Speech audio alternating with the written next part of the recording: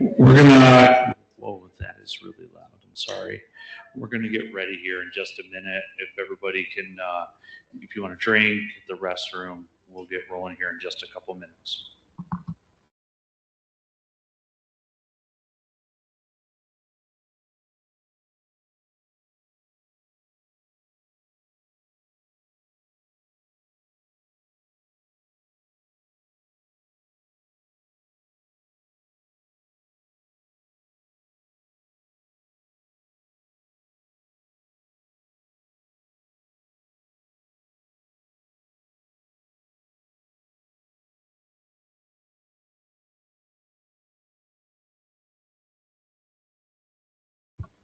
Okay.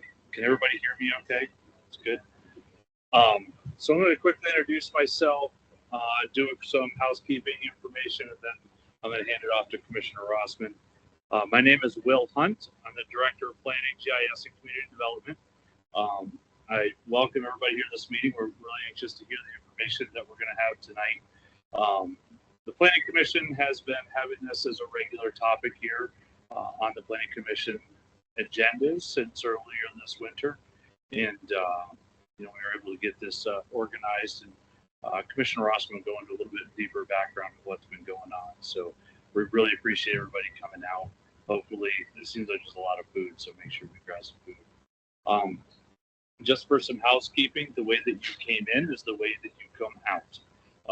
And so the only exit would be there. There is this exit that is locked to go out this way and back out the same door that you came in. There's restrooms downstairs and upstairs. So if you go down the steps to the right, about halfway down the hall, there should be restrooms similar on the second floor upstairs. If you do have any questions, you can grab any of us and help you get to those locations. But again, I'm going to introduce Commissioner Rossman. He's going to do some opening remarks, and then we'll get this presentation rolling. So thank you. Thank you, Will. I guess first I'll start on how we got here. A year and a half ago, I was a little concerned about solar energy, wind energy, and the destruction that it's done to our land and our forest. And I got in contact with Commissioner McClinko.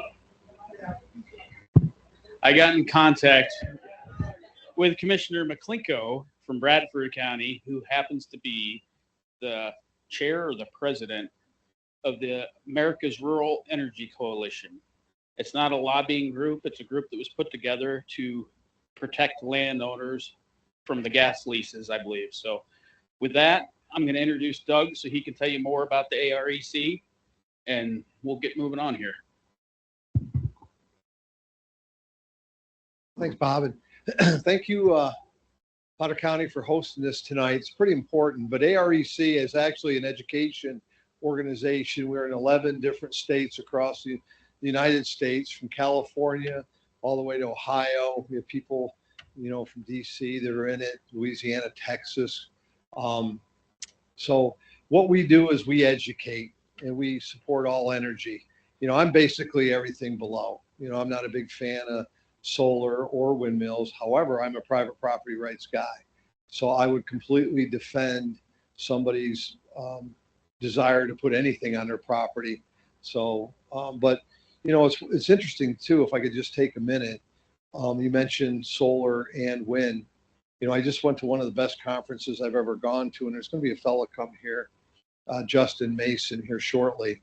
And we as commissioners in Pennsylvania, I'm not a tax guy either. However, our windmill and a solar, what we're allowed to tax here in Pennsylvania is peanuts to other states. It was the conference I went to had 30 commissioners from I can't remember how many states, but in Bradford County, a windmill is $400 a year.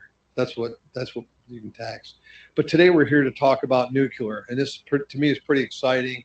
I think that you guys are going to be talking about a little bit about storage and other things. I think knowing you guys, you'll be able to answer all our questions on nuclear, or most of them. And what's really cool about today is the data center conversation. With I think they're cogeneration plants, the smaller nuclear pods that they're I don't know if there'll be a lot of discussion there, but nuclear is going to come to the come to the forefront of energy. You know, next to a gas well, give me a good old fashioned nuclear cooling tower and I'm good. So with that, Bob, who we got up next? We're going to Andrew. Okay. I'd like to thank you guys for coming too. I mean, this is, I've been looking forward to this. It's going to be pretty interesting. So here you go. Thank you, Doug. I am very excited. Wow. I don't need to use my teacher voice. I am very happy to be here. My name is there on the screen, Mary Lou Dunzig-Gauger. I'm actually a professor of nuclear engineering at Idaho State University, where I also run our little reactor facility. But the reason I really wanted to be here tonight is because I grew up in Pennsylvania, in Dauphin County. I have family in Elysburg, not that far away. Pennsylvania is in my roots, and nuclear is in my heart. So the combination was bound to happen. So I just want to give you an overview of who ANS is, because I'm here as a member of the American Nuclear Society.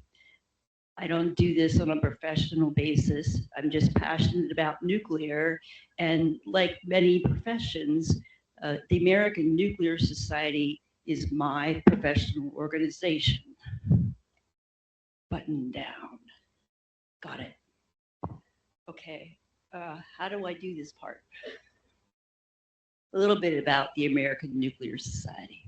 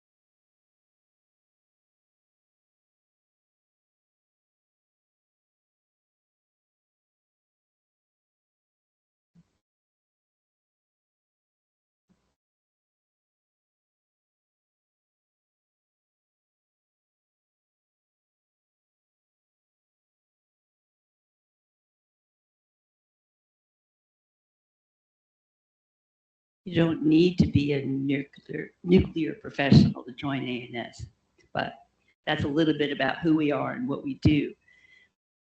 Like I said, many professions have a professional society, but ANS is the dominant, the leading organization for nuclear science and technology. Many of you will have heard of the Atoms for Peace speech that President Roosevelt gave to the United Nations in the 50s. ANS was created to help foster that idea of using this newfound nuclear information to benefit people. So we do, again, what many associations do. We have publications that highlight the work that's going on in the industry, develop standards for the industry. We have meetings and conferences that allow us as professionals to stay up to date with what's happening in the industry, but also present our own work. We try to support the up and coming nuclear professionals with scholarships to students at both the high school and college level. And we try to do a lot of public engagement. And that is part of why we are here today. About 12,000 members. Not only in the US, we have many international members, even though the name of our society is the American Nuclear Society.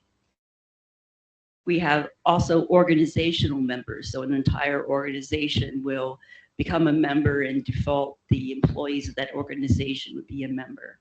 We hold conferences. We have organized ourselves in professional divisions.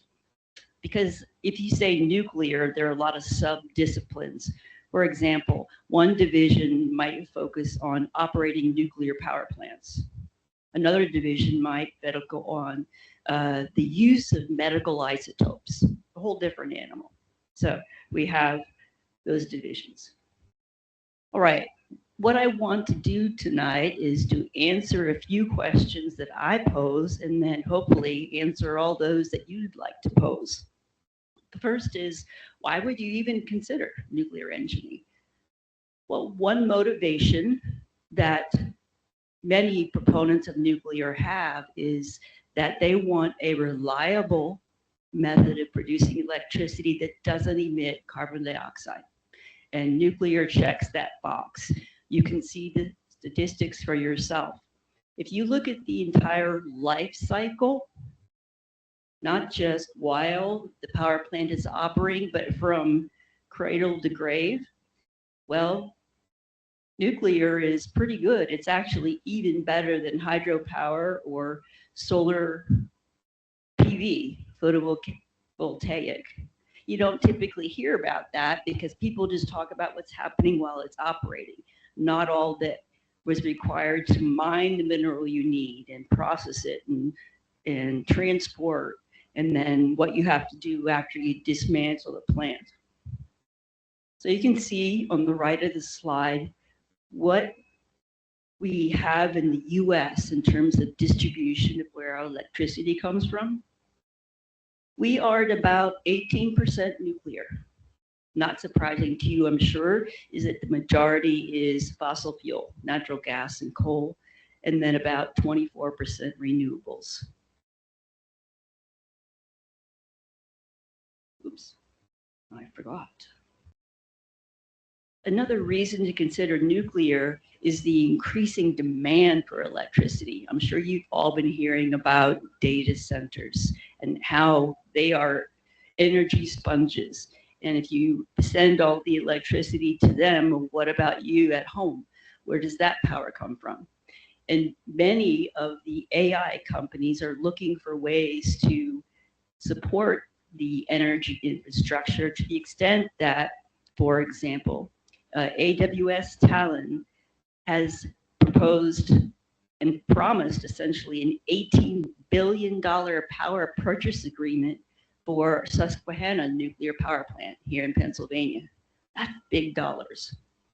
Microsoft has a 20-year power purchase agreement to open the unit of 3 Mile Island that operated until that many years ago. They are renaming it Crane Clean Energy Center. Then things like directives from the government local New York said, okay, Power Authority, develop 5 gigawatts of new nuclear upstate in New York. If you're not real comfortable with these megawatt numbers, don't worry. I'll give you some comparisons in a minute to get a feel for how big or little that is. And also, since President Trump started in his second term, he put out executive orders specific to nuclear, trying to move the industry along, get new nuclear plants built, maybe advanced designs.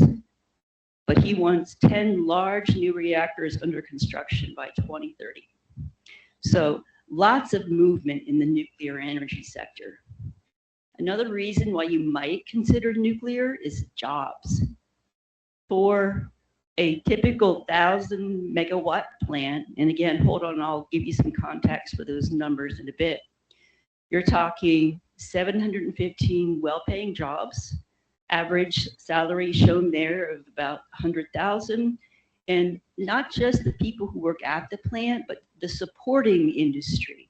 You know, the places that manufacture the components or manufacture the fuel, all of that infrastructure. They are good paying jobs.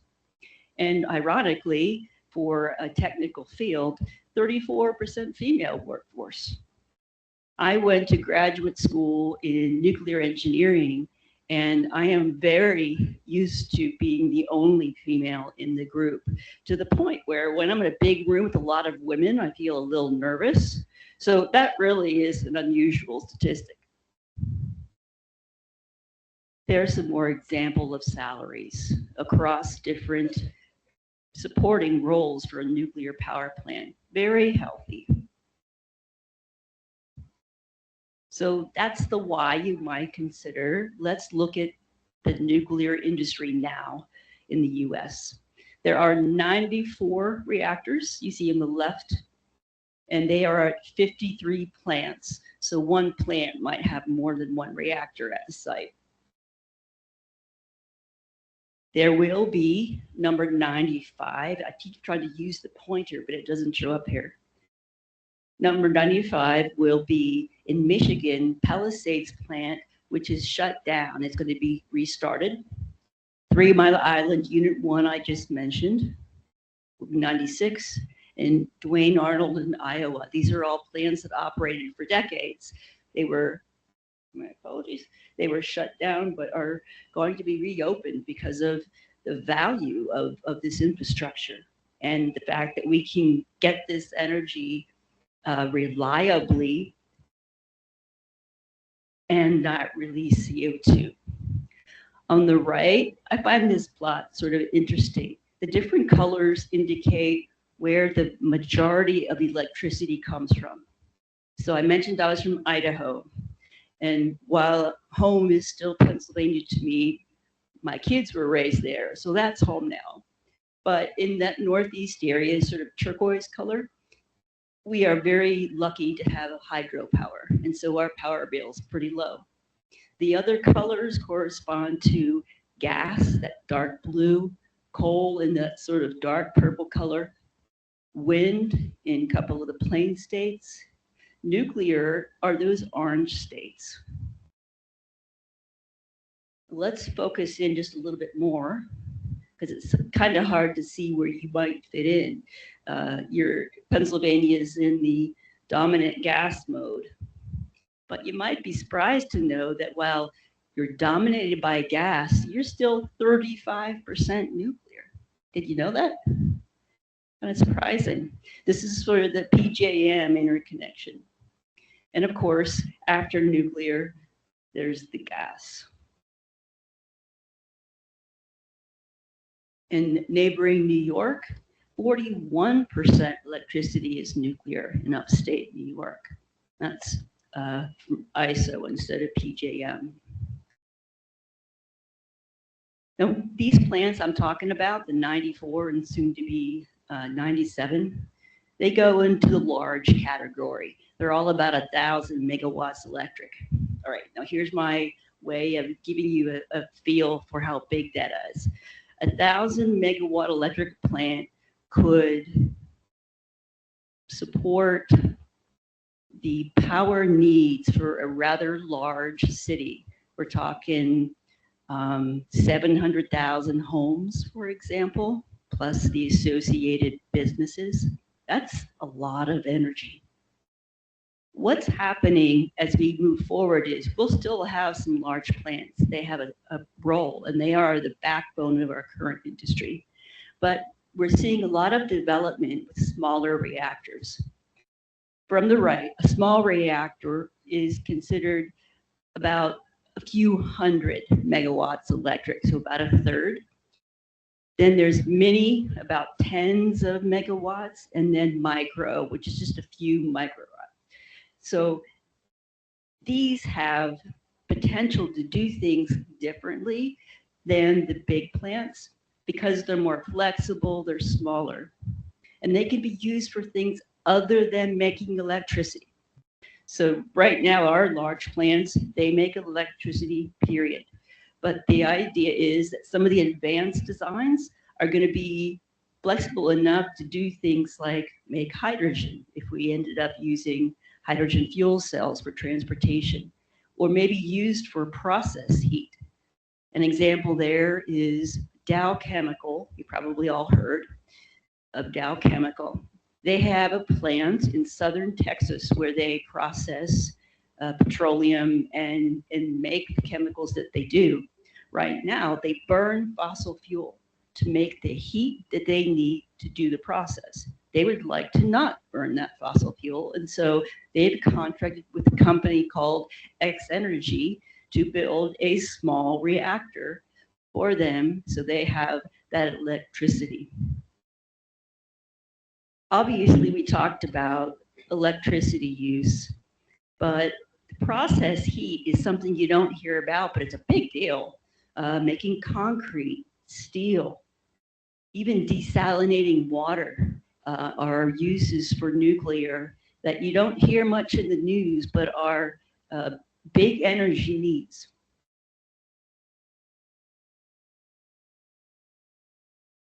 How many have heard the term small modular reactor? Anybody? Handful of you? Okay. So the reason I asked, because I said, yes, small is a few hundred watts, but you often hear that middle word, modular.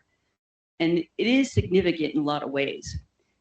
For example, these reactors are being designed and demoed right now and in the near future. When they're ready for production at a high level, they're going to be factory built, partly prefabricated. And that may sound like, so what? Well, the thing is that all of the existing power plants in the US were built on site and a lot of unique components and made it really expensive. So the idea is let's get out of that bad loop. Let's make multiple units that are all the same and they all fit together and they all use the same parts. Because when you go from one plant to another in the US, there are differences among every single plant. So a little bit simpler in design than our current plants and enhanced passive safety features. What that means is instead of needing a pump to, for example, push cooling water into a reactor if there's an emergency, why not take the emergency water tank and put it at a higher elevation than the reactor? So if you need it, it'll just flow in by gravity feed. You don't have to pump it. So there are a lot more passive features in these designs. More flexibility for financing, siting, sizing, and what they actually will be used for. And again, hopefully reduce construction costs based on the factory construction. Flexibility and scalability refers to where it goes, how you use it. If you're considering a remote community or a country that doesn't have the big infrastructure you need for electricity transmission, you can't really flood that area with 1,000 megawatts electric. They just couldn't accommodate that. But maybe they could accommodate a few tens or a few hundreds megawatts. So there are ways that small reactors can meet needs the big reactors really can't.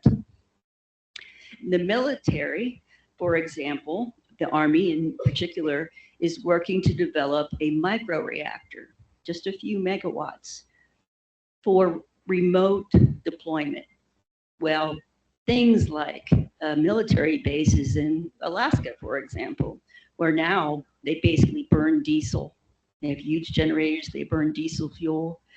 When we send troops overseas, especially when we were in the Middle East, they took along their diesel generators and the huge tanks of diesel fuel, really inefficient and vulnerable. So they're looking for, can we get a little reactor that is mobile and we can take it with us? And then as a community would grow, let's say a small village type area, as their demand increases, you just add another unit. That's the modular aspect. You deploy one, and when you need it, you deploy a second one, and they all use the same infrastructure and have the same design manufacturer. Much more efficiency is potentially available with these designs. In one sense, efficiency because they can produce gas at a higher temperature than our current reactors. And if you ever studied thermodynamics, basically the higher the temperature you can get to, the more use you can get out of that heat. And also these new designs are being made such that they can easily couple with wind and solar that fluctuate in their availability. Our current plants, they're best operated full power, nonstop for 2 years. I'm not kidding, 2 years. But that doesn't allow for the fluctuation of wind and solar. And so the newer designs are going to be able to accommodate that a little bit better. Very interestingly, one of the efforts in deploying new reactors, in order to take advantage of that infrastructure to transmit energy, they're using sites that were formerly coal plants. And the first one will be in Kemmerer, Wyoming, which is neighboring to Idaho. I've actually driven through Kemmerer a couple times. They're going to be building a plant there. The DOE put out a guide. If you can see the map, the numbers in the map, that's the number of sites that DOE says, yeah, you could put a nuclear here and the infrastructure is good.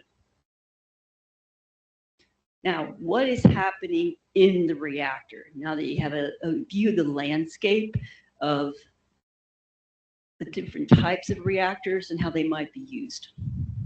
Instead of burning fossil fuel, in which basically you're taking a carbon atom and reacting it with oxygen, and that releases heat.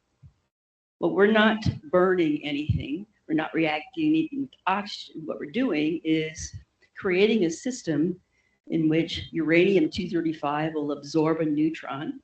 Uranium-235 loves neutrons. It's a neutron sponge.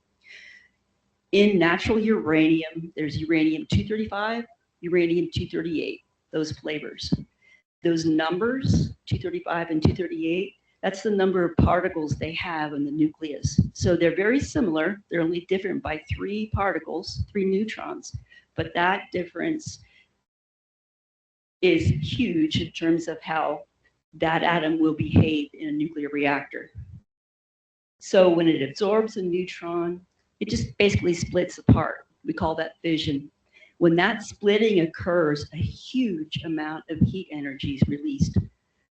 And by huge, I mean 200 million times more than oxidizing a carbon atom. 200 million times more than you get from fossil fuel. This is actually some nuclear fuel with uranium going into one of the 2 newest nuclear power plants we have in the US, Vogtle 3 and Vogtle 4. It's hard to get scale here, but this is a fuel assembly going into the reactor vessel. Let me elaborate on that. So the fuel for nuclear power plants is the size of this little pellet you see on this card here. And there are some more cards there if you want to take them home for show and tell. These are stacked up into really long tubes, as shown here. And then the tubes are arranged in a square type of array. We call them fuel assemblies. These are about 12 to 14 feet tall. And that's because the reactor vessels are really tall as well. I mentioned the 200 million times more. Here are some examples of what I mean. So when I'm teaching at the university, especially my freshman class, freshmen are so much fun. I say, okay, if you had this weird habit, I'm sure you have no weird habits, but if you did, and it was you like to hang out outside of power plants, I mean, that is a little weird, right? If they hung out outside of a coal power plant, they would have a nonstop train loads of coal coming through 24/7 because the power density is so low compared to nuclear. That little pellet on that card would generate as much energy as 1,780 pounds of coal. That's multiple loads of train cars, or 150 gallons of oil, 17 million BTUs of natural gas. Now, don't think I'm anti-fossil. I'm not. I love fossil fuels. They got us to where we are with our standard of living. They helped us build this country, and there are great applications for fossil. But I sort of think of it like, well, think back before the Industrial Revolution, where we burned wood or cow dung or peat, whatever it was. The air was dirty, the water was dirty, standard of living was not good, people died at 35, right? When we discovered fossil fuels, it changed everything. quality of life improved, the age of expected age dying improved. So my thinking is, okay, the next logical step is to even more energy dense nuclear. We'll go there, we'll get there. Maybe not in our lifetimes, but it's inevitable. Because humans are, even though we do stupid stuff once in a while, overall our species is pretty clever. We figure things out.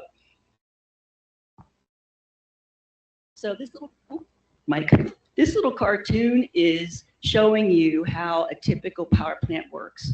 In the US, about 2/3 of our power plants are of this design, where the fuel is inside in those long rods I told you about. The fission reaction is taking place, heat's being produced, water flows by that fuel to take the heat away. And in this case, the heat is transferred to a secondary water system where this water is allowed to boil. When it boils, the steam goes to spin the turbine that spins the generator that makes electricity. And if you watch, see how it lights up the city? Isn't that, like I said, we're clever. The reason the water doesn't boil in this first loop is because it's pressurized. You ever use a pressure cooker? You know, you clamp that lid on top. That inhibits the water from boiling where it usually would. It gets hotter and hotter. Same idea here. We're pressurizing the water so it is not allowed to boil, but then the secondary loop is allowed to boil. Now you could replace this reactor with a coal burner or a natural gas burner. The idea is to make heat, to make steam, to spin the turbine.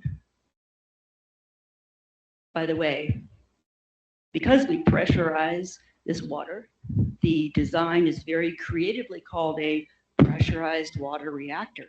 Huh? Isn't that brilliant? Okay, so the fuel goes into the reactor.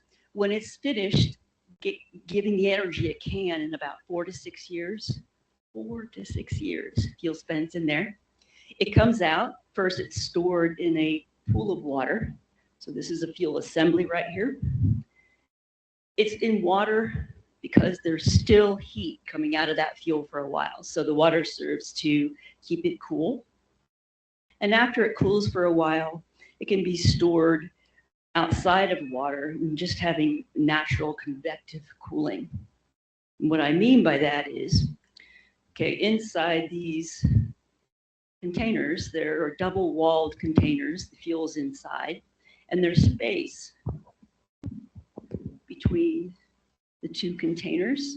And if you look here, this dark area, that's a vent. So what happens is the air between the two canisters gets heated up. It moves, you know, hot air rises. So the air rises out, comes out the top vent, and as that happens, cool air is sucked in, just a natural flow, and it's sufficient. Most power plants have that at this point because the pools I mentioned were never meant to hold 40 or 50 or 60 years of fuel. The federal government was supposed to have taken ownership of the fuel in 1998. Hasn't happened yet. Meanwhile, the plants have to figure out if they're going to keep operating, what to do with the fuel. Here's one example. This is Maine Yankee Nuclear Power Plant in Maine. There used to be a reactor on this site. There's no reactor anymore. All that's left is used fuel waiting for the federal government to take ownership. Across the country, we have about 90,000 metric tons. And that increases every year as new fuel needs to go in, old fuel comes out. I'll give you an idea of how much that is, because I always struggle with numbers and trying to envision, well, is that big? Is that small? If you took all 90,000 metric tons of used fuel that we've accumulated from day one of the nuclear industry in the US, and you stacked it on a football field, it would only be 12 yards high. And if you compare that to any other type of power production, we're talking not football fields, maybe airplane hangars, maybe many airplane hangars. But again, the federal government obligation to collect the fuel has come and gone. They spent a lot our tax dollars in the process of supposedly preparing to take ownership, but that hasn't happened either.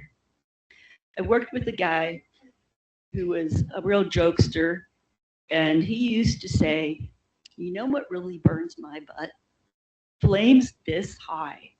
And I said, well, what really burns my backside is this situation, because our tax dollars are being used and nothing is happening. And remember, you're all practical enough to know that no matter how you produce electricity, there will be waste. It's just simply not possible to do it otherwise. In a magic world, maybe.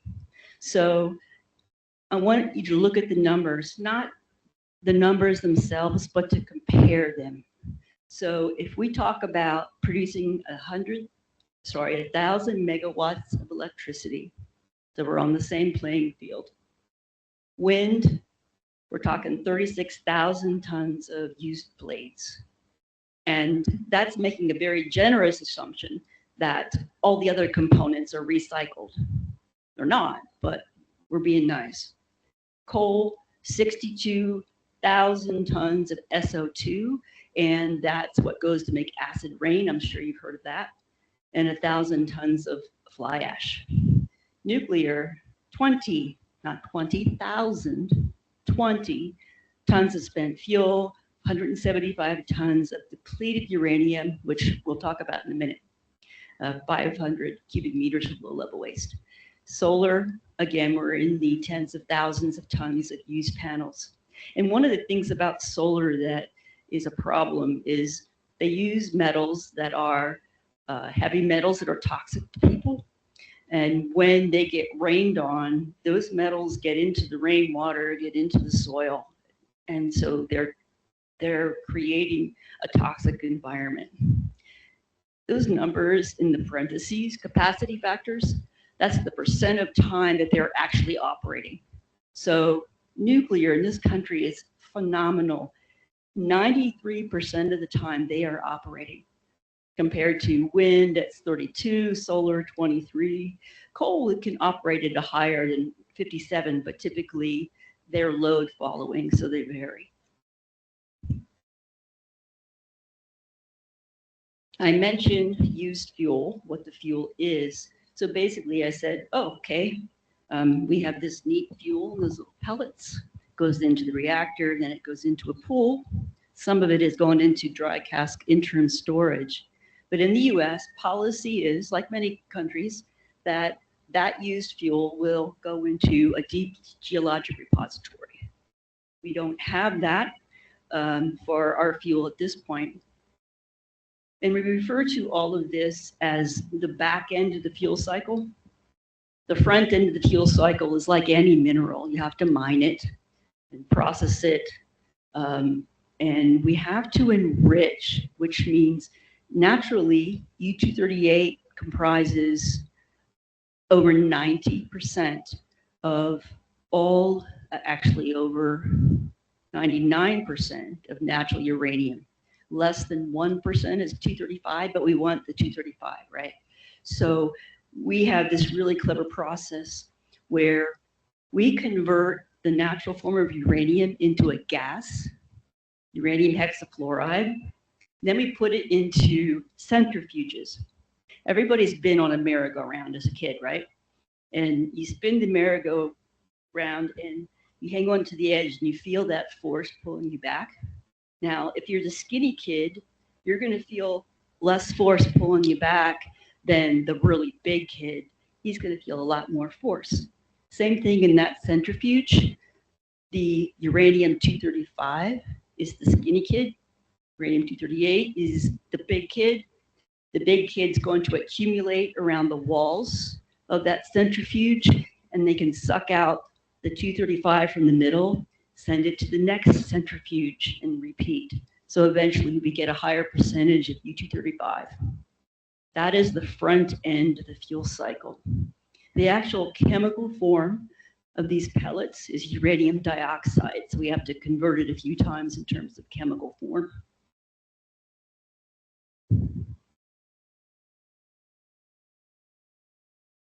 I get too excited and carried away. Where is the, here we go, let's try this. Now, I don't know if you caught back here this term recycling. In the US, we just have this kind of U shape. There's nothing in this box in the US. In some countries, they have stuff in that box. France, for example, Russia, Japan, to some extent, they will take the fuel and instead of just calling it waste, they will recycle it back into the fuel cycle.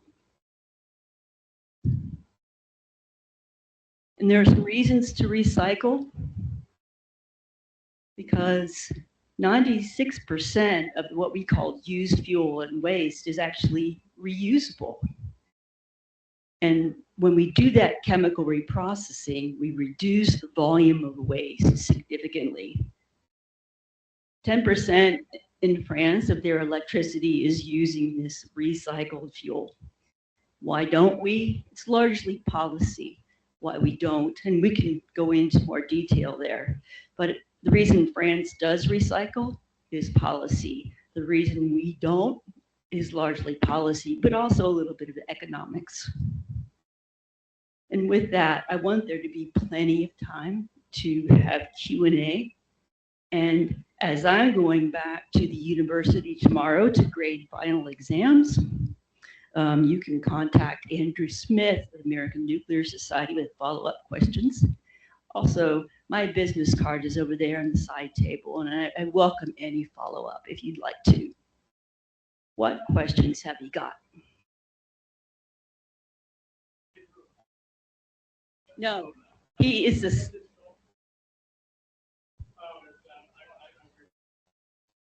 Yeah, not a lobbyist. He's a staff member of American Nuclear Society. Is that down in Berwick? They just closed on about 1,800 acres for data centers. Yes. 2 weeks ago. I didn't realize it was that recently. He's talking about Susquehanna Nuclear Power Plant that has an agreement with Microsoft. So they are planning to power. I just read about this. Andrew, it was in the news brief, I think, this week, that there is some agreement between PJM and Susquehanna and Microsoft, because Microsoft wanted to build a reactor and have first use of the electricity, and PJM said, nuh-uh. So they've come up with some agreement. I'm not sure what it is. Yes. This is all nice and knowledgeable. What are the implications for Potter County and the surrounding counties? What's the vision? What do we expect to be our future? And how quickly is it coming down the pipe? And who are the regulatory people that we need to engage to make sure that we're safe and that Yes. we aren't being charged an exuberant amount for our electricity? All great questions. In terms of the vision for Potter County, that's out of my jurisdiction, so I'll rely on one of the commissioners to address that. But in the other questions that you had, the company that is planning to build the nuclear power plant will have worked with the Nuclear Regulatory Commission, that's the regulatory authority, to get the appropriate licenses to build and operate. Along the line of that process, there are many, many opportunities for public engagement, so you can learn about what's happening, offer comment, and so on. I have had the pleasure of visiting a number of nuclear power plants in the US. And without exception, what I've found is that the communities in which they are located love their neighbors. They increase and improve the infrastructure. They provide good paying jobs. The people who work there are generally healthier than the people who work at other industries. So I totally understand your fears. Are you a mom? Okay, I'm a double mom. I'm a mom. When I was pregnant with my children, I still went to work every day. If I thought that my job working with nuclear materials was going to harm my child, I would not have done that. It is really very quite safe. I don't disagree that nuclear may be a I think the fact that as data centers have moved across the country, it's taken what we pay for our power. It has doubled and tripled. And I don't care what kind neighbor that is. Yes. If we're paying more, that there is no benefit. And Yeah, I can't disagree with that. And that's outside of what I can tell you about nuclear technology. That's one of those things that you would go to a public meeting and say, if we don't have to pay more, yes, we want this. And there is one. Oh, good. Please go ahead.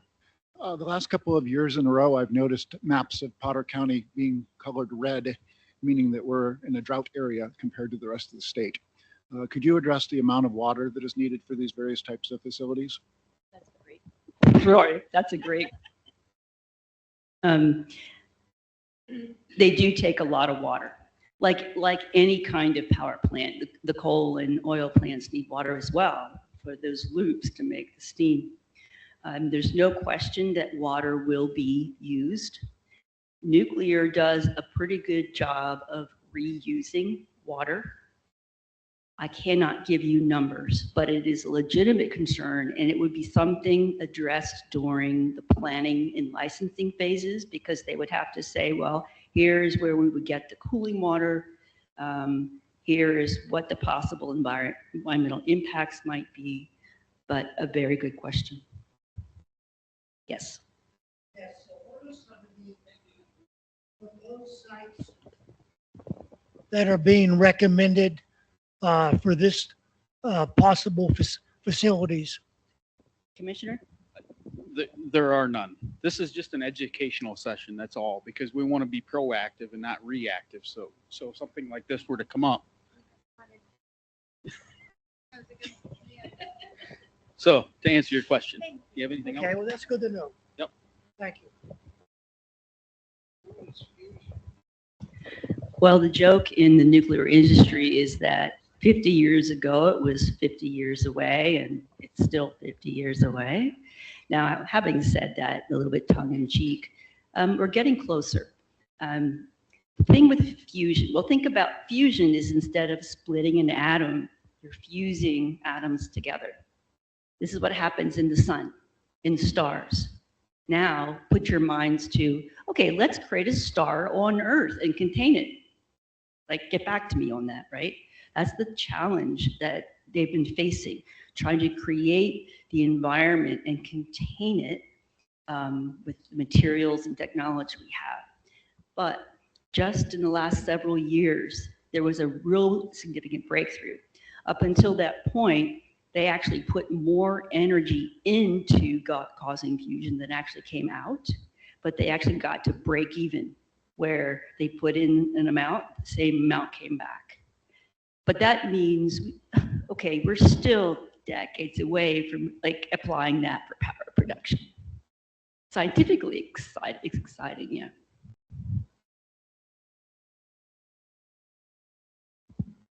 And I'll be here until the meeting's over, so I'm happy to talk with you one-on-one if you like.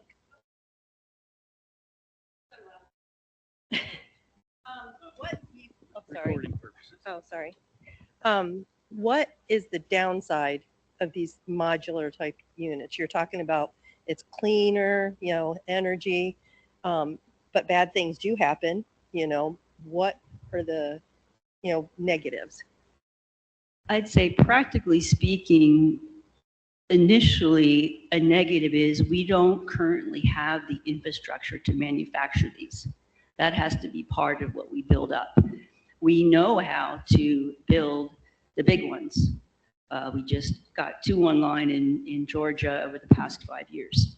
So developing that infrastructure is, I'd say, one of the biggest downsides. When we get up to what we say is nth of a kind, like we've done it for a while, then we'll be good.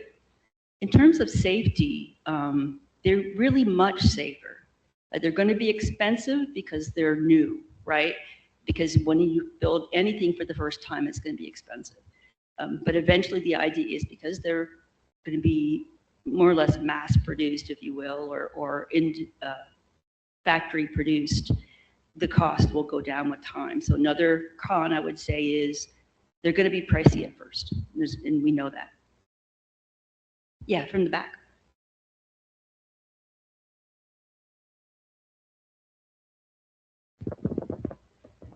You said that France and Russia recycle their waste. Yes.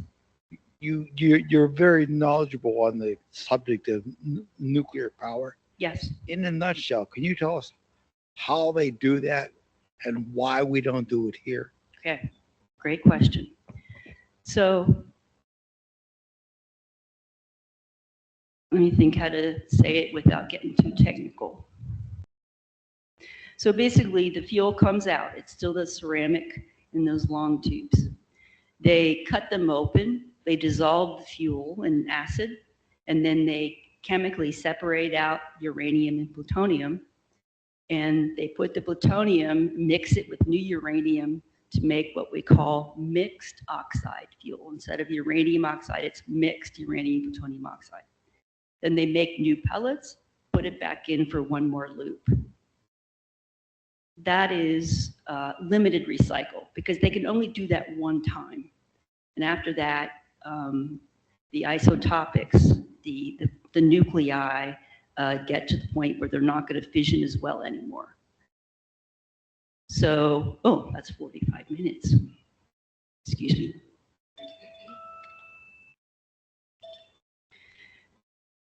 It is done in France. Let me back up. The US is the only country that has a sort of private nuclear industry. I say sort of because it is so heavily regulated that it's practically government run. But all other countries, it is the government that runs the nuclear industry. What was that? Well, that's debatable. You and I can sit down later and arm wrestle. Anyway, in France, policy is, and this was largely the policy decision as a result of the oil crisis in the 70s. They said, we do not want to be at the mercy of these other countries with the resources. We don't have resources. So they said, we're going nuclear. And the government said, we're going to have this kind of reactor and we're going to reprocess. Here's tax dollars to make it happen. And that's been that way to this day. Pretty much the same thing with the other countries, Russia, Japan. It's policy decision. In the US, we started in the early days of the industry to reprocess. The thing that I didn't mention here, because like I said, I don't want to go so technical that you all fall asleep. That is not the objective. Okay, hold on. I had one of my freshmen this year, after the intro to nuclear class I taught them, came to me after class and said, do you teach other courses too? But I didn't put them to sleep. I made sure they didn't go to sleep. Okay, so here's what I didn't elaborate on. If we recycle and we use that 96% of the material I said was reusable, we have to have a different kind of reactor to put that fuel back into. We can't use the type of reactors we have now. So the idea is we take, call them thermal reactors, bear with me. All of our reactors are thermal reactors. We would need a different style reactor to make full use of all the material you recycle out. We don't have one, and the technology isn't as advanced. So in early days, we thought we're going to have to go with that advanced reactor design. We call it a fast reactor. Because we thought uranium resources are limited, so we're going to have to recycle, we're going to have to put it back into a fast reactor. Well, like so many minerals and other natural resources, the more you look, the more you find. So we thought uranium was rare. It's so not rare. I mean, there's some in the dirt in your backyard, I kid you not. So we kept finding more and more, and then we realized, oh, we don't really need to recycle. Meanwhile, the first reactors were actually built for the US Navy, for subs, because we were in the Cold War, right? After World War II, and subs were supposed to be stealth, but they were using diesel fuel. Chug, chug, chug, chug, chug, chug. I mean, how stealth is that, right? And so they said, we need to be stealth. So they designed a nuclear reactor that can stay underwater forever. And then what happened was, okay, Admiral Rickover was the person who led that project. Admiral Rickover and his guys, they designed this cool reactor design. Let's take that design, just make it bigger for our nuclear power plants. Yeah, eventually we'll go with fast reactors. But we never did because we kept finding more uranium. Did that kind of answer your question? Yeah.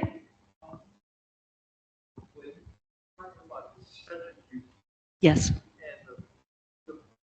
Big guys on the outside, spins around. Yes. And is it the rich uranium that's in the In the middle. middle? Yes. And they suck that out? Yeah, they suck that out and then they send it to the next centrifuge and the next. They keep getting more and more enriched. Exactly. Exactly. And how can you know when it's? You know, there are calculations that you do. You take my nuclear fuel cycle course and you learn how to do those. Okay. Yeah. Go ahead, Barney.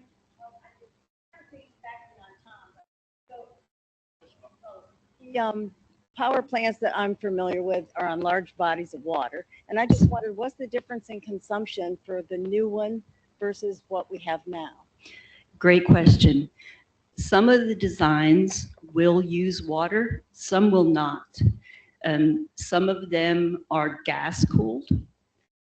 Some are molten salt cooled. And some will use water. It really varies. But you're right, big power plants, because of that cycle that I showed you, use a good bit of water. And so it's not a, coincidence that they're always going to be by a body of water.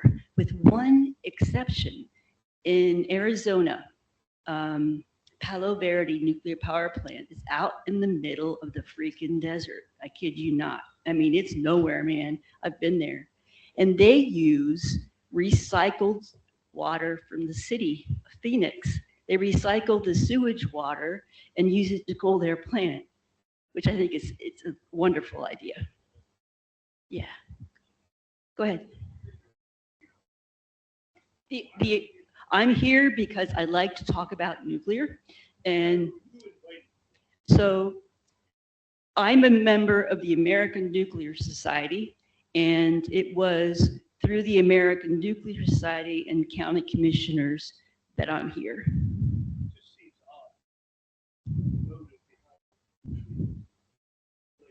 I love nuclear. That's the motivation. The motive is to be prepared in case something comes in, especially with these data centers in here. She talks about these micro plants. We want to be prepared for what's coming. So this is what this is about.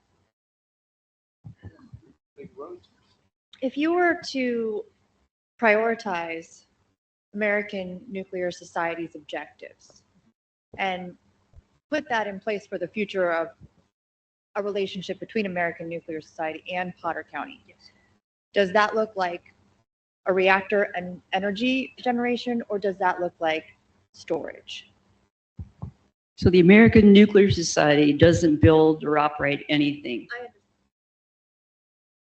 the relationship with a nuclear presence in Potter County looks like. Does that look like Potter County is building an energy facility, or Potter County is building storage? Your obligation is to alleviate contractual and financial discrepancies with storage that has not been dealt with up to this point. Sorry. Andrew Smith, Director of Communications. Tracy. Oh, great. Nice to meet you. So we're not industry. We're not government. There's no project that we're aware of, anything like that. And to address your question on that, while American Nuclear Society, while we do provide technical, scientific, expertise for communities, for state, tribal, federal officials, we don't really address necessarily like on the economic side of things. The main relationship, which my colleague Uchenna here will be addressing next in his presentation, is mostly focused when it comes to communities on education and workforce development. But I want to get back to, so I want to make sure I understand your question about, you're asking about if there is a project, what role American Nuclear Society would play when it comes to. If we were to eliminate American Nuclear Society from the equation, Okay. what does the future of a nuclear project look like in Powder County? Energy power generation or nuclear interim storage? That would be up to a community, the state. That is something that community, the state, the market, industry would have to sort out. Sorry for misunderstanding the question.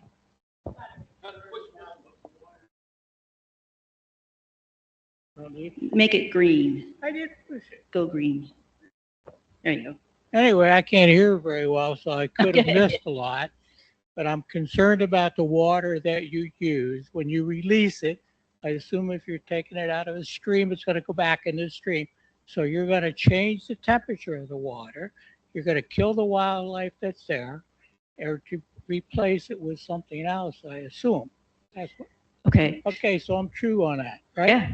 So current power plants, nuclear power plants, like with one exception, like I said, in Arizona, they're all by bodies of water.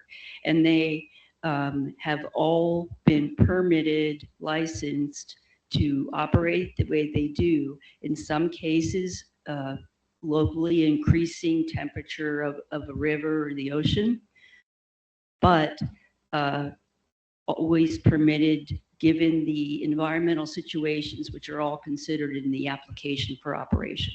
I'll tell you a story that I love.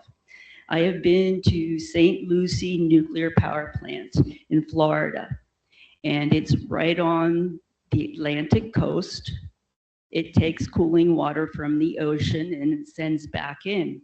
But all power plants make an effort to not put the water directly back in because of the temperature difference.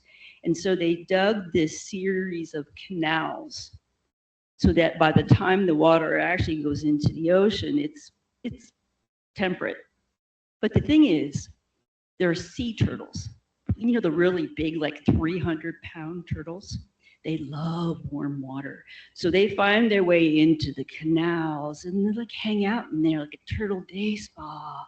And so every day, one of the guys who works there, who was out in a rowboat and takes the turtles funk into his rowboat and has to take them back out to the ocean. He does this every day because they've created a turtle day spa. I'm not trying to make light of your question. They all use water, and that is part of the planning and how they're licensed. I've seen that. I know what you're talking about. You've seen it? What I'm concerned about is like if we have a trout fisheries, you're going to destroy that. I just want the people to know that. The other question has to do with your mining, milling, and conversion. Yes. And what waste we have there, what we're destroying to get it. We're destroying something that's growing on that earth. And until they get it back and replace it with something else, we've lost that. We'll never get that back. I just agree want with people you. to know that. I'm not opposed to nuclear energy. I just want people to know that there's expenses to all this. There is. And that's why I'm saying you have to look across the entire life cycle of a plant. The mining for the minerals for solar panels is much more destructive than the mining for uranium because of that energy density thing I mentioned. So yes, there is mining involved. for uranium, but we need to mine much less than you need to dig up coal, for example. There's no free lunch, right? But you can improve practices. In the US and around the world, they're doing a lot of what's called in situ leaching, where they don't have to dig at all. They just drill like a water well drill, and they inject a solution that dissolves the uranium and they suck it back out. And you can't even tell on the surface there's a mine there. So, like I said, we are a clever species, even though we do dumb things. We're going to figure it out. We've already figured a lot of it out, but I agree with everything you said. Yes, I'm a retired teacher from St. Lucie County, Florida, and I live in that area. And I've been by that power plant. The seagrasses are completely gone. The sea trout are completely gone. I would go fishing and catch 30, 40 sea trout. You're lucky to catch one or two. The manatee population has decreased. And I used to fish in that area by that power plant. And just to let you know that there's been a real change in nature, like this gentleman was concerned about the fish population, and it could affect people that eat those fish. I don't eat fish down there anymore. I live very close to that plant, and I wouldn't eat any out of there. I just want to let you know. Yeah, well, I appreciate Your that. local population, I'm visiting up here. I'm fly fishing up here. I just got up here a few days ago, and I'm glad that I attended this meeting today. Thank you. Thanks for your comments. It would be interesting to learn why the population changed. Oh, thank you. On May the 6th of this year, UGI Energy Services and Prime Data Centers announced a strategic partnership to develop one of Pennsylvania's largest AI and hyperscale data centers in the northern tier, one of the 3 counties up north. I understand that they're planning to use natural gas, at least initially, but then later transition to nuclear. I wondered if the commissioners could comment on that. I'll definitely toss that ball to the commissioners. We found out about it the same time you did. They didn't reach out to us, and as far as I know, Planning Director Hunt has not heard anything from either of them.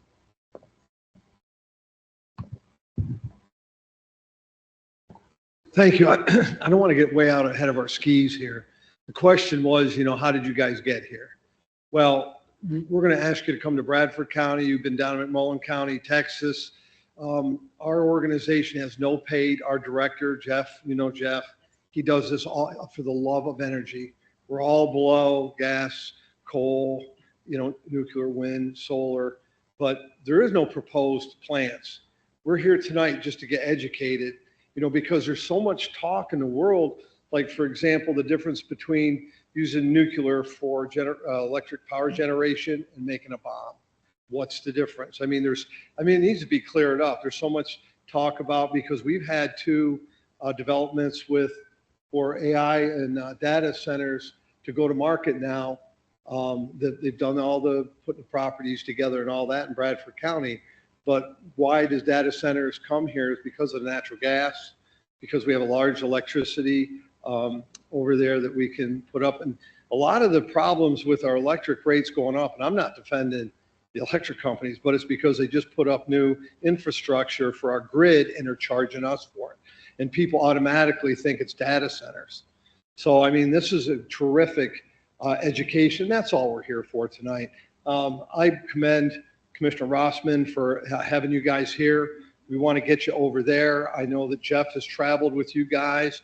We learn stuff everywhere we go. I want to get down to Judge Teal. He's a terrific guy. And to go to that one, I couldn't get there. I think you did one over maybe in Alabama, maybe? Mississippi. Yep. So this is just all educational. There's none coming to Bradford County. There's nothing proposed. And one of the questions, from the beginning of looking for a site, the completion of the plant, with the permitting and everything, how long How long are you talking?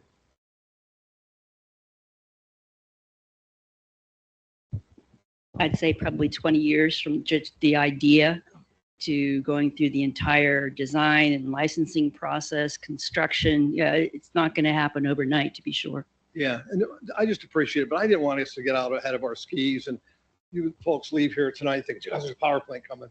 There isn't. This is education. We're going to have New Bradford County. We're going to invite commissioners from the other side of the state to come. There's so much talk with the small reactors to go with data centers to bombs to, you know, they're going to allow Iran to enrich for energy or what. We all need to learn, and I appreciate you guys traveling here because I sure learned too, but just don't want to get ahead of out over our skis. That's all. Yes. We're going to move on to the next phase real quick. And thank you so much for your comments on that. We've been traveling the country for the past couple of years, engaging with communities that are dealing with energy, you know, opportunities and challenges, you know. Oh, you can't hear me. Okay, weird. All right. Yeah, so we've been traveling the country for the past couple of years, engaging with communities, including those of the America's Rural Energy Coalition. And communities are dealing with similar challenges and opportunities across the country. So this is just strictly, you know, educational and nothing more. We're not government, we're not industry, we're not tied to anything. We keep our independence from both of them, and we often disagree with the nuclear industry on things because we represent a workforce and teachers and so on. We're going to take like 10-minute break, but during that time period, feel free to pick up some fact sheets that we have over here of stuff, bandanas and pellet cards. And also we have a video to play. It's 5-minute video. It's pretty entertaining. We worked with a Simpsons writer, co-producer on this. And then we'll reconvene like 6:25 to hear from my colleague Jenna on K-12 educational and workforce professional development opportunities that ANS has, you know, to offer for schools, for your community colleges, for individuals. Thank you.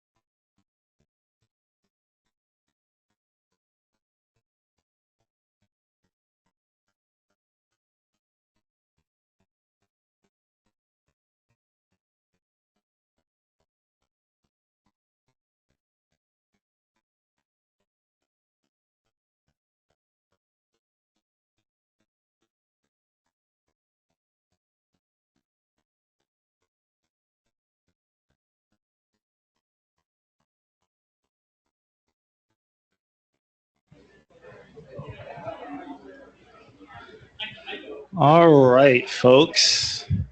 We're going to go ahead and move into the next portion of today's event. So grab your last bites, last bathroom breaks.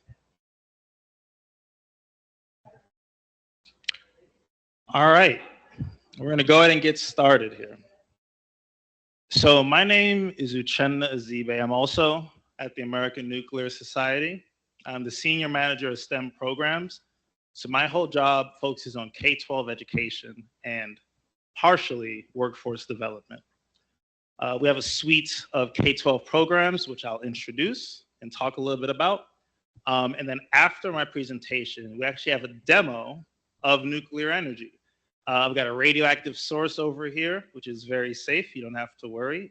This is a demo that I do with elementary and middle school kids, but you'll be able to see radiation with your naked eyes. So stay tuned for that.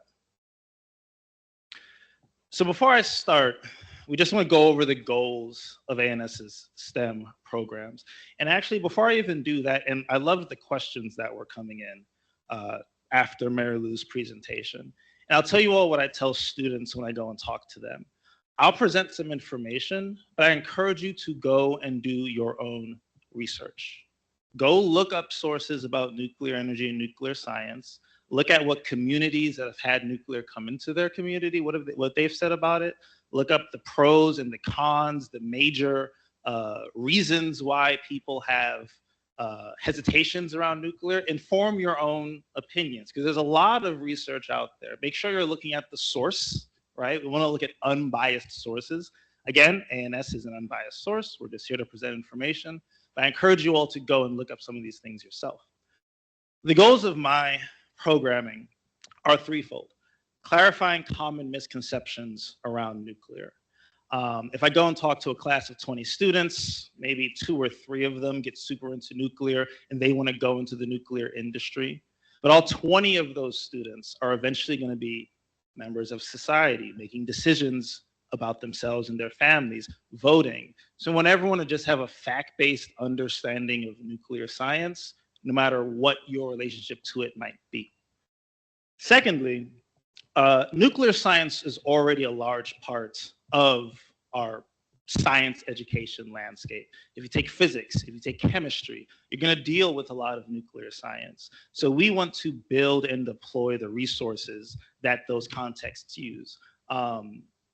Even inside of school, I already talked about chemistry and physics classes, but there is the Boy Scouts Nuclear Science Merit Badge. There's the Girl Scouts Getting to Know Nuclear Patch. And there are all these different contexts in and outside of the classroom where students are learning about nuclear science. So I'll talk about what we've built and deployed, but our second goal is to build and deploy those resources for those students that are going to go a bit deeper than just a short engagement with either myself or a nuclear professional. And then finally, you want to inspire students who do get really into nuclear science to pursue that interest, and if they so desire, to enter the field. We didn't talk too much about some of the numbers, but there's a huge workforce gap in nuclear. We have a little bit over 100,000 nuclear professionals right now, and we'll need over 350,000 by 2050 to meet projected demand. So we have a lot of roles in nuclear that need to be filled. Additionally, a lot of people assume, okay, if I want to work in the nuclear industry, I need a bachelor or a master's degree or a doctorate in nuclear engineering. And we love our folks who come with degrees. The largest gaps in the nuclear industry are actually at roles at bachelor's and below. So tradespeople, we need a massive influx of tradespersons to come into the nuclear industry. Reactor operators, that's one of the biggest gaps, and those are individuals that just get a reactor operating license. It's come one, come all right now as far as roles in the nuclear industry. Before I get specifically into the nuclear science education landscape, I want to just talk about science learning in general. I think it's no surprise to folks that science became a lower priority all across the country when we were in that virtual remote learning time period in 2020, 2021. Now that we're out of that period and students are back in school, science has not been seen as a high recovery priority. Even before that time period, the United States, the science outcomes for students in the United States were pretty dismal when you look across the globe. So we have a lot of gaps as far as the level of our science education in the classroom. How do you counteract those trends? You have high quality science teachers in the classroom, right? If you have high quality teachers, we can start to make up that gap. Unfortunately, when you look at the subjects where nuclear science is most commonly addressed, physics and math, physics and chemistry, you'll notice that we have pretty atrocious teacher shortages. So this is not a great graph, right? Nothing's labeled. It's kind of hard to kind of parse what's on the screen here. But if you look to the right of physics, which is that orange dot, those 5 gray dots are special ed. In this graph are teacher surpluses and shortages.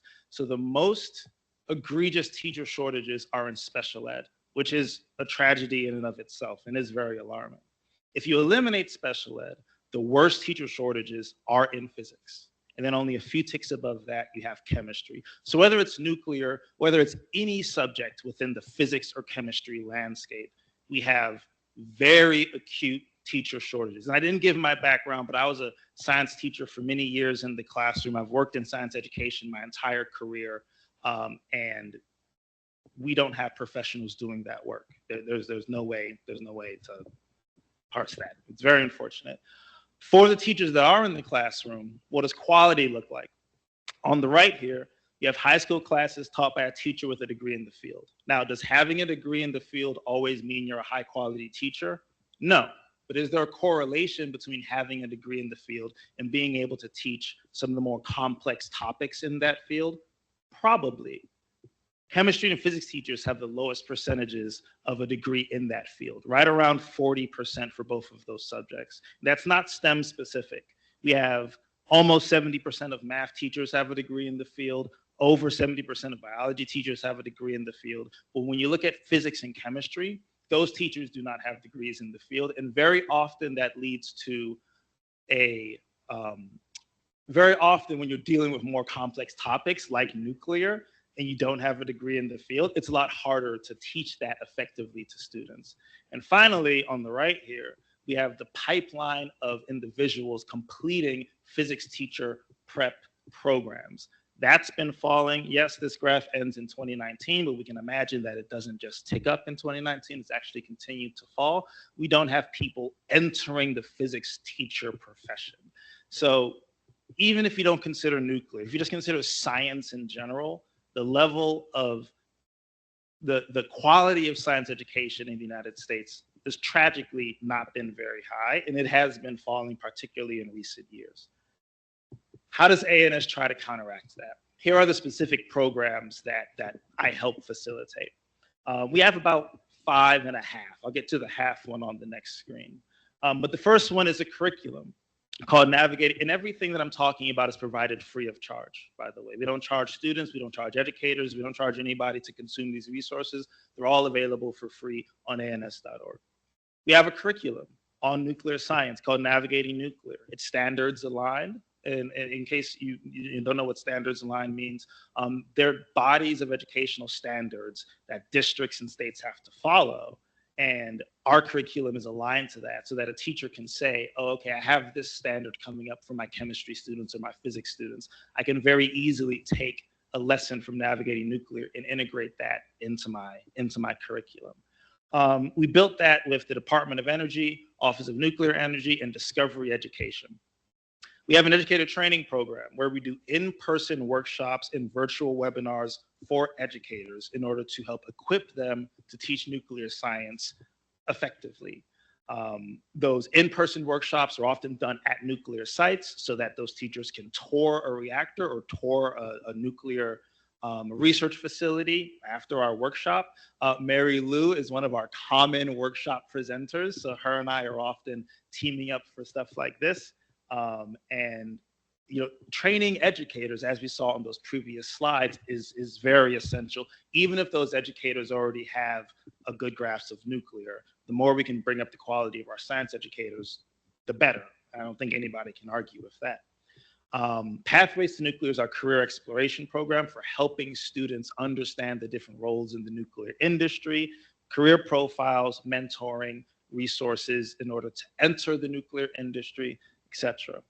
Nuclear ambassadors is where we train nuclear professionals to go out into classrooms and do educational outreach. Our nuclear professionals very often understand nuclear science, very deeply, but, I have nuclear professionals who have been running a reactor for 30 years and leading, big teams of nuclear professionals. You put them in front of a class of 28th graders and they're trembling in their boots, right? So we have to train them up in how to do that sort of work.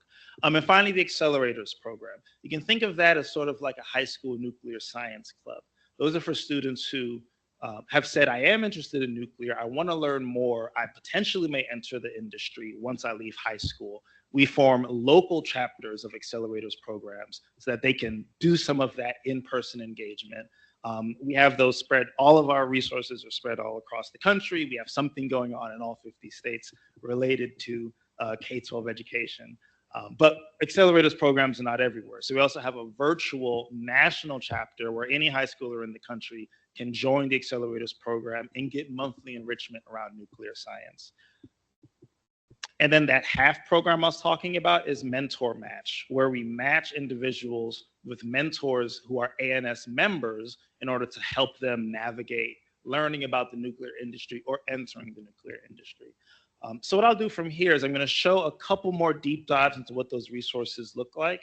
We'll do questions, and then I'll take everyone over to our demo, and I'll talk about what you're going to be seeing over there.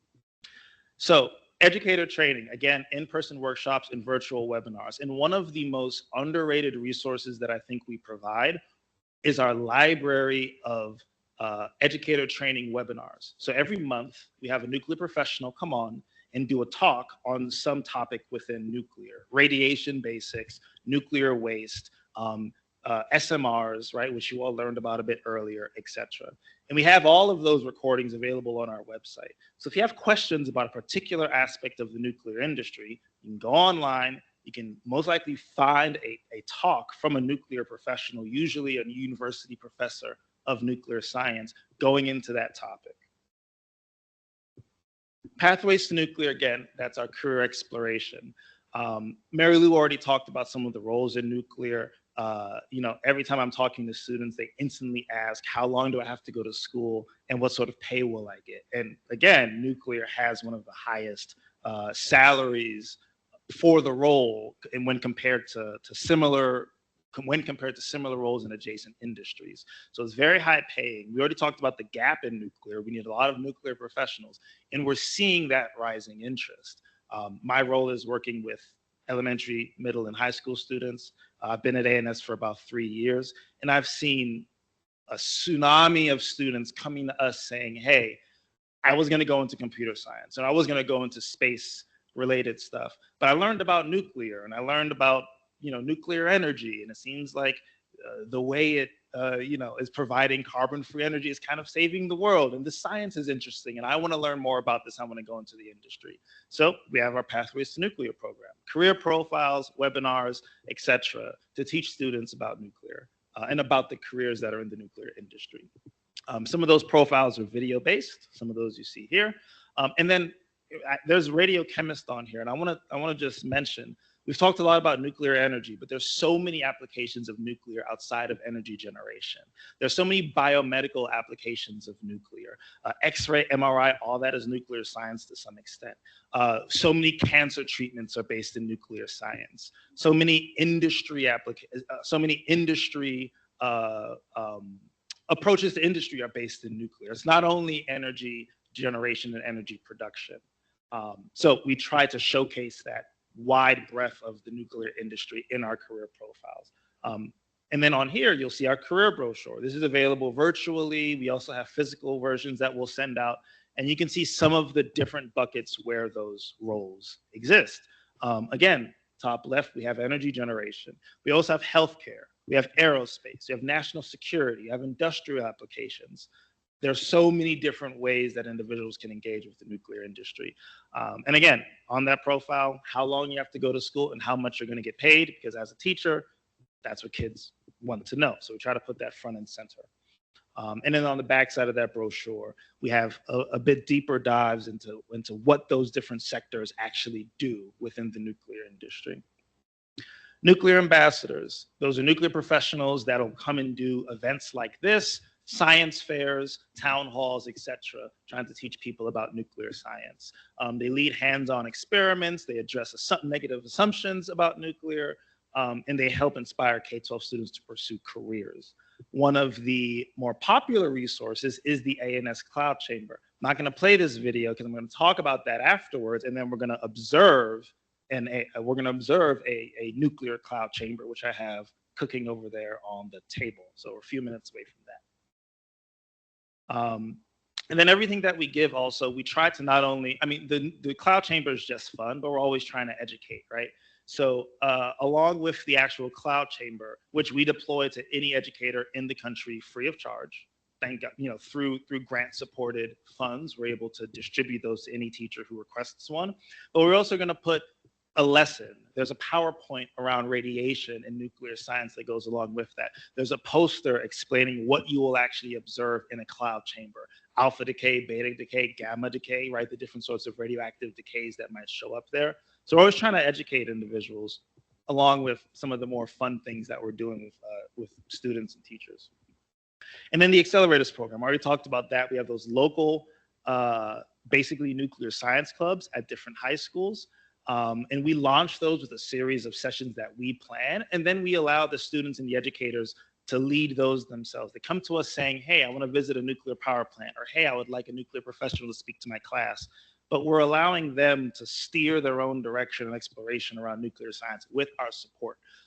We're not out here to change hearts and minds. We're not out here to convince people to, oh, you should get a nuclear power plant or you should go into the industry. We're just presenting the information. And when people want more information from a fact-based perspective, we try to show up and give that. And then, of course, we have our national chapter where any high schooler in the country can just sign up and start getting that monthly enrichment. And then finally, our curriculum, which is really kind of the bedrock upon which all of our other programs are built. Very deployed. We've had about 3 million students who've gone through that curriculum to date. Again, it's provided free of charge to any classroom in the country that wants it. And we also ensure that it's aligned to the state science standards. We're not trying to teach things that are already outside of the purview of what that educator wants to teach. So when a module comes up that requires physics or chemistry enrichment around nuclear science, we try to provide those modules, and those come from our Navigating Nuclear curriculum.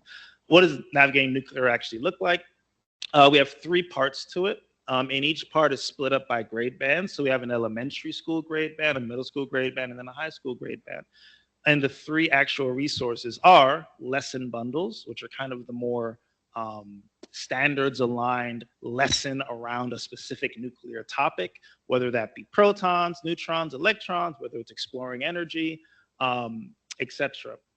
And I'm just going through some of the different lesson bundles for elementary, middle, and high. And here you'll see that we're not only talking about, again, energy generation, but we're talking about biomedical applications of nuclear, right? There's so many cancer treatments that are based in nuclear science. We're talking about the industrial applications of nuclear science, trying to give a comprehensive overview of the industry. The second thing that we have are project starters, and those are kind of more experiential, project-based explorations that students engage in after they've learned from that lesson bundle. Deep space. Anyone familiar with Voyager 1 and Voyager 2, those probes that were launched? Okay, how do you fuel a probe to go 17 billion miles from Earth into deep space and fly for 40 or 50 years, as Voyager 1 and Voyager 2 have been doing? You can't do it with solar because once you get far away enough from the sun, there is no solar energy at levels enough to power these machines. Can't do it with gas because that's going to run out after a couple of years. You do it with nuclear. All of our probes are driven by nuclear energy. Additionally, our rovers. Anyone heard about the rovers that landed on Mars? Yeah, they incorporate solar energy to some extent, but they're also nuclear driven. Nuclear has allowed us to explore the frontiers of space as well as the frontiers of the ocean. Mary Lou talked about those submarines. That submarine with a nuclear reactor can stay underwater for 9 months at a time without breaching. You put a diesel generator on that, and I mean, all your sailors are coughing and hacking up after, you know, a couple days, right? So deep sea exploration, aerospace exploration, the farthest things we've ever created that are out on the fringes of the solar system, those Voyager probes, are driven by nuclear generators. So we talk about things beyond just power generation. But those project starters are ways that students can kind of dig deeper and take what they learned in those lesson bundles and apply it to real world applications. And we really want to emphasize the real world piece because we want what we're teaching them to be applicable when they actually enter society after being students, whether it's in the nuclear sector or not. More project starters, radiopharmaceuticals, right? There's a whole industry of radiopharmaceuticals that are driven by nuclear science. We talked about fusion earlier. I'm hoping it's not actually 50 years away because fusion is very exciting, but you know, we don't have it yet. We're getting there. And then the final resource that we have the lesson bundles, we have the project starters, and we also have virtual field trips. And that's a really good introduction for the industry for anyone, whether you're an elementary, middle, or high school student, or whether you're an adult. Our elementary school one is an exploration of nuclear in space. Our middle school one is a nuclear power plant, Palo Verde Generating Station. And our high school one is an exploration of a nuclear research facility called Idaho National Lab.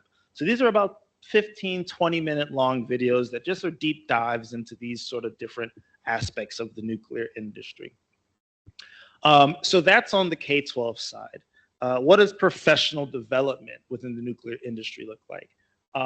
This is not my primary wheelhouse. My colleague, Dan Goldberg, really deals with this, but he's not here. So I'm going to present a little bit of this on his behalf. We have a whole suite of certificates and courses for training professionals, people who are not students, in nuclear science. Some of those are for nuclear professionals, but I really want to highlight Nuclear 101, which is really for individuals who don't have a background in nuclear and who may be interested in entering the industry. So you have people in adjacent fields who are interested in getting into nuclear, tradespeople who might have been a tradesperson within electrical or mechanical who now want to engage with the nuclear industry. Most of the time, because the salaries there are much, much higher, right?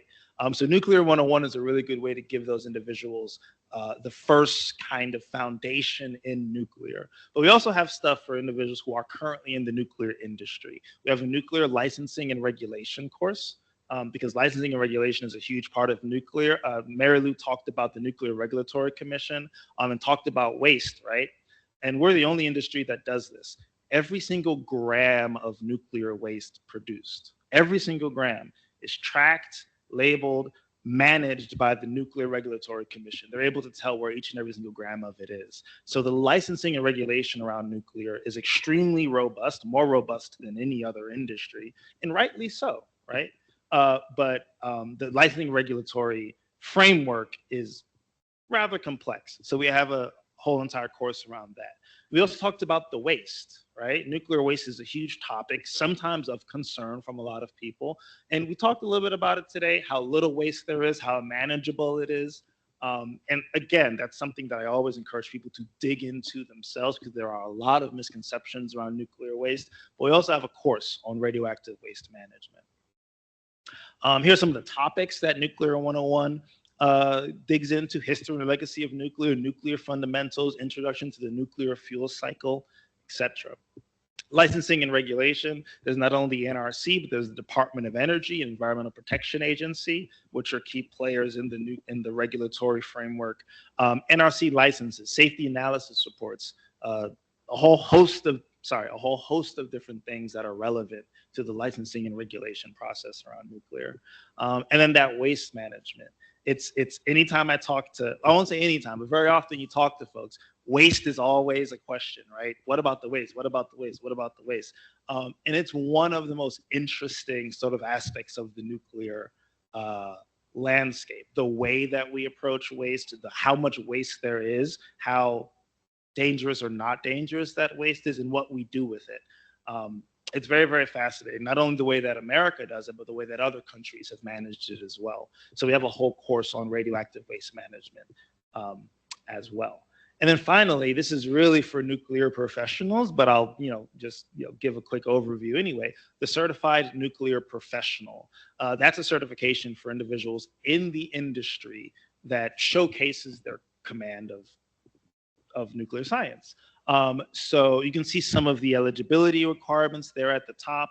And then at the bottom, there's an exam, right? There's a course and there's an exam to become a certified nuclear professional. And at the bottom there, you can see kind of what the breakdowns of that exam, or what the breakdowns of the different topics are within that exam. And then here you can see some of the upcoming courses within that ANS is going to be providing, or that are coming down the pipeline, right? Business of nuclear economics, nuclear safety culture, risk-informed performance-based standards. The list goes on. We just started providing these courses not too long ago, and they've been extremely popular. Nuclear 101 has been sold out every single time that we've offered it. These things are not free, right? The K-12 stuff is free. These things are not free. I'll make that caveat. But it's been sold out every time that we've offered it. And we've been seeing, I've been seeing rising interest from the K-12 perspective. And ANS more broadly has been seeing a lot of rising interest from a professional perspective. So there is a lot more engagement that's been happening on the nuclear front from people who previously were not familiar with the industry. Okay, that's the end of my presentation. I know I went through kind of quickly, but I wanted to make sure I left some time for questions as well as some time to observe the cloud chamber. So I'll talk about what the cloud chamber is in a second, but before I move on and do that, let me just see if there are any questions in the audience. Yes, sir.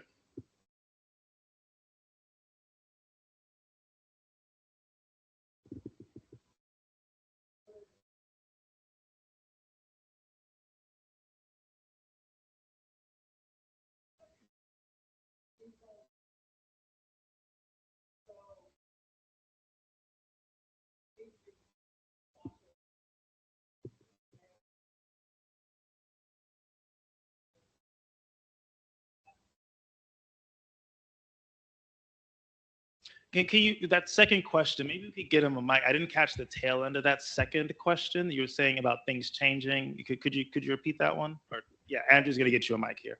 We were taught that nuclear aging is infallible, and from what I've seen in recent years, it's not infallible. So can you address the science of the aging through of the decay? And then you got my first part about. Okay, yeah. I think you're talking about radiocarbon dating there potentially. Yeah. I'm going to let Mary Lou touch on that one, and then we'll get to your first question. So go ahead, Mary Lou, right behind you. Okay. Thank you. But I think reaching out to the ag science programs and FFA is an area that fits into it. Mary Lou, you want to take agree. that too? There are, oh yeah, Go for there are it. so many applications in agriculture. That's brilliant. I never even thought of that. Thank you for that. So dating with radioisotopes, it like any other technology does evolve over time. The detectors that you use to detect the radiation being released improve, the statistics you use to analyze data improve, and you can age things across a variety of orders of magnitude. Carbon dating is specific to anything that was organic, because we're carbon-based, right? And the half-life of carbon-14, something on the order of like 1,500 years. Don't quote me on that, but close enough. So you have to consider that something younger than that period of time, you won't get very good data, but something 4 times the age of that period of time, you'll be better. But things that are even older, like sediments in deep ocean floors, you need a whole different isotope to use. So I don't know if that answers your question, but it's fascinating stuff. Any other questions? I want to Okay. comment. Yes. I had so much airtime, apologize. No. But I was in a previous life a high school science teacher, and then I went back to grad school and became a nuclear engineer. I feel really strongly about empowering K-12 teachers. And ANS has done a lot of homework. I've been part of that homework and creating these materials for teachers. So if you know anybody who's a teacher, or you have kids who are in school, I strongly encourage you to share this information with them. I get it. I mean, if I were a biology teacher, nuclear science would terrify me. I just wouldn't know enough. That's okay. We've created really tangible materials with, objectives and lesson plans. We share the materials. We try to make it as easy as possible. Yeah. So if you do have those educators, or even if you yourself want to, review some of those resources, ans.org/nuclear, that's where you can find all of those programs that I mentioned. Again, all of it's available online for free. You can go and you can look it up. And then I also encourage you all, again, like I mentioned at the beginning of my presentation, to go out and do your own research. Before I came to ANS, even as a science teacher, I knew so little about nuclear. And I was if you came up to me and asked nuclear energy, I'd be like, I'm not too sure, maybe sort of. And it took me a long time of researching to realize that, wait, this technology is not only super cool and a lot of fun, but it gives us energy independence and reliable energy. It is not releasing carbon into the atmosphere. So it is in some ways the future, and it is in some ways saving the planet. I mean, if you look at the effects of fossil fuels and greenhouse gases on the planet, and then you look at what nuclear is doing in that landscape, it is very significant. But I did that just looking up things myself and trying to find unbiased sources. So I encourage you all to do the same.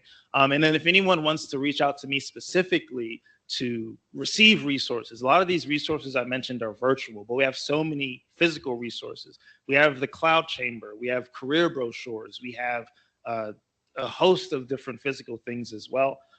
Shoot me an email, or even if you just have a question, or you just want me to come visit your classroom or anything of that nature, or you want a nuclear professional to come out and visit your classroom or visit your community, email me at uezibe@ans.org, and I'll be happy to engage in that discussion. Okay, any questions? If not, we're going to do a quick preamble for the Cloud Chamber, and then we're going to go watch some Cloud Chamber. Okay, someone's excited for some Cloud Chamber stuff. Okay, couple minutes real quick to contextualize us all on what we're about to see. A Cloud Chamber, and the full name is the Visualizing Radiation Cloud Chamber, because it allows you to see radiation with your naked eye. How does it do that? I'm a former teacher, so I'm going to start asking the audience some questions. If no one answers, I will point to people, so put your hand up, all right? When you see a plane flying through the sky very, very high up, what's trailing behind that plane? Anybody? A contrail, okay, very good. If you have a cold lake and the sun hits it first thing in the morning, what do you see rising up off of that lake? Steam, very good. Final person, go get somebody new. If you have a warm car and it's winter time, what do you have on the windows of that car? Condensation, very good. All of you get A's for today's class, very good. What is the similarity in all three of those contexts? Cold lake, warm sun, or warm car, cold air on the outside. The similarity is?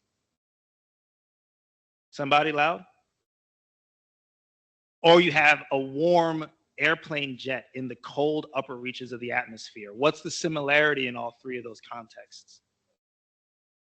You have a delta of temperature. Delta, fancy term for a temperature difference, right? You have evaporation when a hot sun hits the water.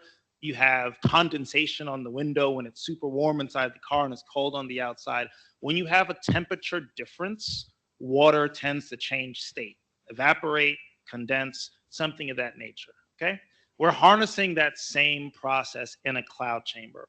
So you'll notice if you look over here, and I'll just mosey on over, I have a hunk of dry ice on a styrofoam platter, and I'll pull this out so folks can kind of come on both sides and look. That dry ice is what we are using to create a temperature difference. Inside this chamber sitting on top of the dry ice, I have a radioactive source, okay?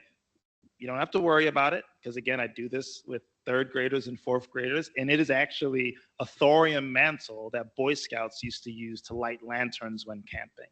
So radiation is not inherently dangerous. Your bones are rather radioactive. Bananas are radioactive. There's radiation zipping all through this room, and sunlight is a form of radiation, right? So the radioactive source is on the inside. I have rubbing alcohol that I've sprayed on the inside of this cloud chamber. That rubbing alcohol is the cloud. When that rubbing alcohol evaporates, we get a vapor on the inside of that chamber. We have cold, dry ice on the bottom, and we have room temperature part of the chamber up at the top. That's our temperature difference. Now, what's happening on the inside? That radioactive source is releasing radiation at all times, okay? But usually it's invisible because radioactive particles are extremely tiny. When you create this temperature difference and you have this cloud on the inside and that radioactive particle zips through the cloud, it condenses the alcohol vapor behind it and you see a trail. Kind of like if you imagine, if anyone's ever seen a video of a bullet being shot underwater, what do you have behind that bullet? You have an expanding cone of air. The same thing is happening in this chamber. And that's about it. It's super simple. I have gloves, and everyone sees me put on these gloves and they're like, oh yeah, radiation is dangerous. He put on the gloves to deal with the radiation. No, I can touch this radioactive source with my bare hands. I would not worry about it. I wouldn't want to swallow that radioactive source, but beyond that, it's totally fine. The gloves are for the dry ice, a lot more dangerous than the radiation. So I set this up a while ago. I want to make sure it's still showing trails. Yes, it is. Come on up and you can come and see some radiation. All right, line up one at a time. So I'm going to get out so we can kind of come on both sides here. Here, I'll bring it to the end.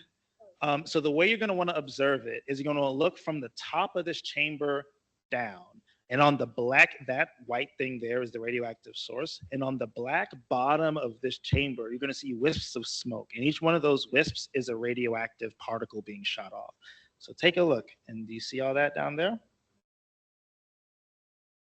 So that is radiation. Now, one cool thing about this is you'll see radiation coming off that radioactive source, but every now and then you'll see a trail. You see it? Yep. Yep. See that down there?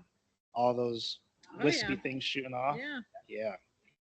Now, every now and then we'll see one come from a random direction. Why? Because radiation is shooting through the atmosphere at all times.